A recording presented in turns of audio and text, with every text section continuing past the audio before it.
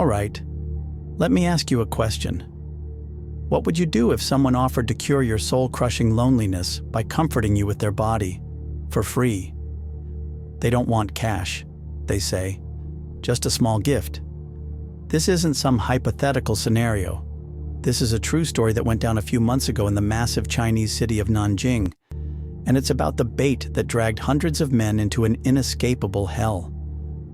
To really get this twisted story, you first have to understand the monster who designed it all, a guy named Jiao. Was he born a monster? Nah, every monster has an origin story. Jiao is a 38-year-old man, born in 1987.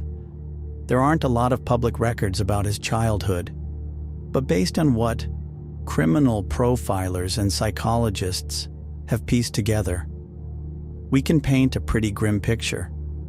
He was likely that kid in school who was completely invisible, the guy who could never talk to girls, who was ignored by the other guys.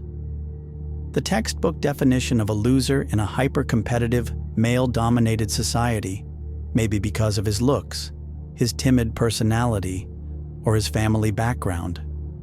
While his real life was pathetic and chaotic, his inner world was a breeding ground for a bizarre kind of madness, mixed with a terrifyingly meticulous desire for control. He despised the male version of himself, and by extension, he grew to hate the entire world of men who had rejected him. At the same time, he obsessed over the attractive women who never once gave him the time of day, a feeling that was equal parts admiration and bitter resentment. Adulthood didn't get any better. He drifted between dead-end part-time jobs, spending most of his time cooped up in his rundown apartment, mainlining the internet. He'd scroll through social media, watching other people's happy lives, which only confirmed his own misery. His rage and twisted desires began to concentrate, like nuclear fuel. Then one day, he made a discovery that would change everything. It probably started as a simple curiosity. He ordered women's clothes, a wig, and makeup online. When he looked in the mirror, the person staring back wasn't the loser Jiao anymore. He saw potential. The potential to erase his real self and create a new one. This was his spark. He likely went on anonymous chat apps with his new persona and was floored by the validation he got. The flood of attention from men was intoxicating. He realized, this is power. It was at this point that his madness found its method. He began a fanatical project to create the perfect persona. Red Sister. This wasn't just about playing dress-up. His obsession went beyond crime. It's been described as a one-dimensional act of artistry. Police found dozens of different perfumes, high-end cosmetics, and even vocal coaching manuals in his apartment. He spent hours every day in front of the mirror, practicing his Red Sister character, recording his voice and analyzing the pitch and tone that men found most comforting. Over the course of a few years, the real, failed Jiao effectively died. And in his place, Red Sister, a predator who hunted lonely souls, was born. With his perfect mask complete, Jiao began the hunt. He knew his perfect prey, the lonely, alienated middle-aged men of Nanjing, the factory workers, the long-haul truck drivers. He expertly planted a rumor in their online communities and late-night hangouts. There's a saint-like woman who will cure your loneliness with her body.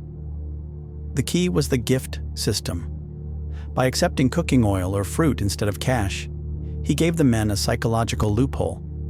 It allowed them to tell themselves, this isn't a dirty transaction.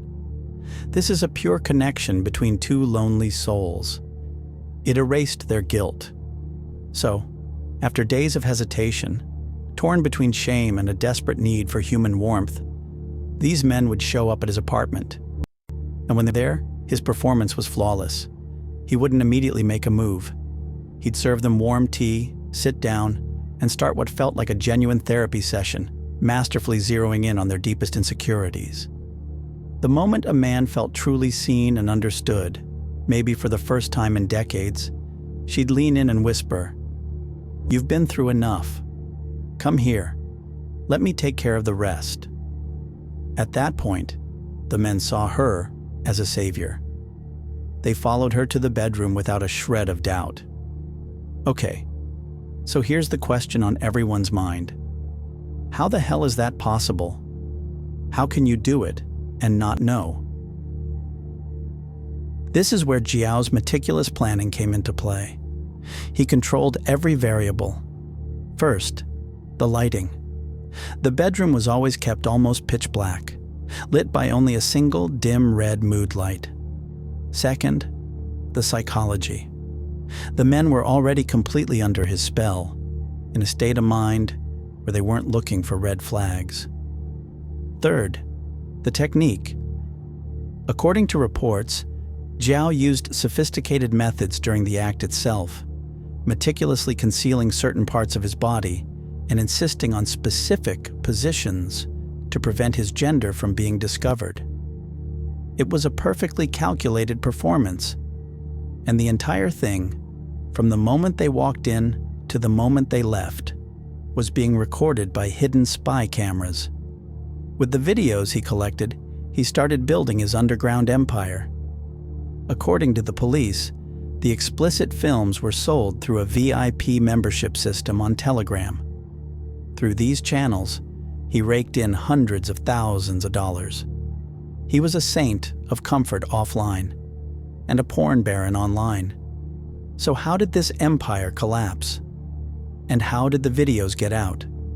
It didn't happen all at once. It was a cascade failure in the worst possible way.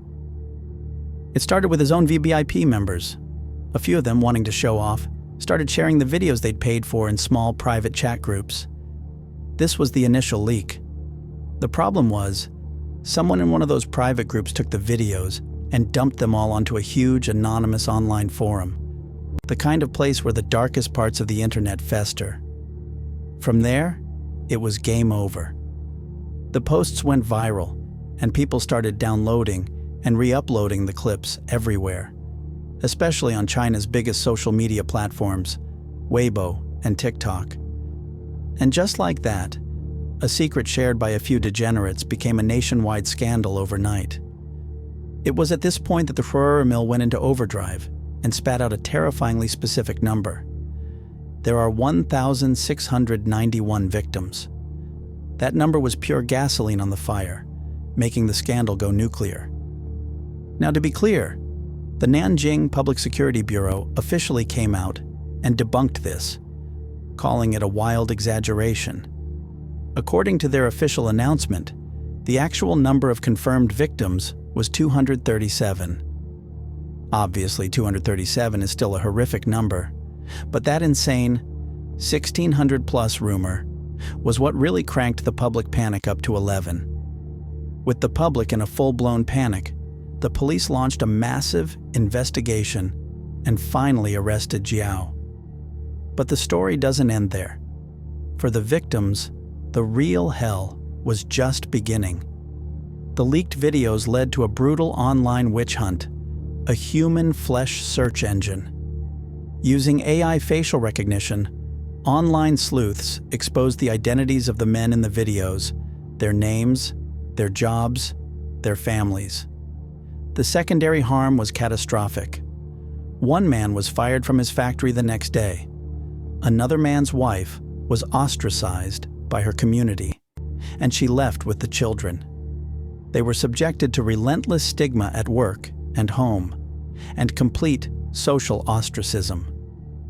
In the wake of the case, a massive social debate erupted across China about victim blaming, online ethics, gender issues, and the dangers of anonymity. But the real tragedy is that regardless of the debate, the victims have been branded with a digital scarlet letter for life. Those videos will exist on the internet forever. 10, 20 years from now, their kids or a new employer could stumble upon them. They are now trapped in a permanent prison, haunted by their most humiliating moments. And amidst all the chaos, the legal judgment has not yet been rendered. Jiao was arrested in early July 2025 and is still detained and under investigation on charges of producing and distributing obscene material.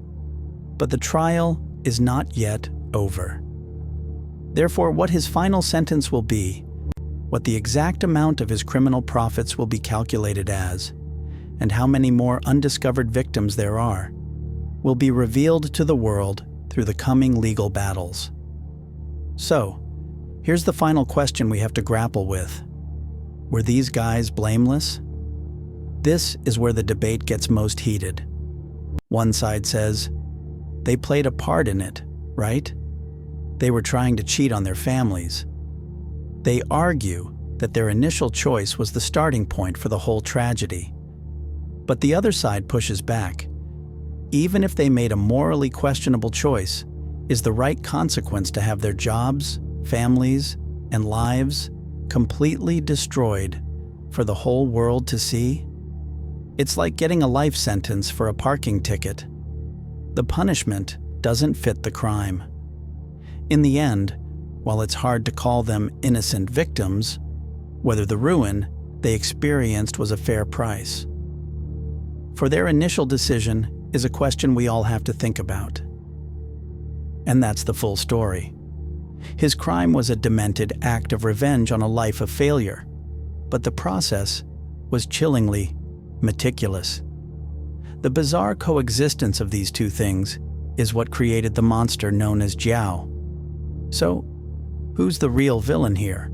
The man who orchestrated it all? The men who gave in to temptation? The anonymous crowd who paid to watch their downfall and then threw the stones? I don't know.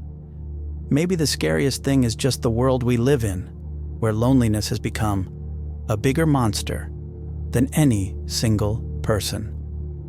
What do you think?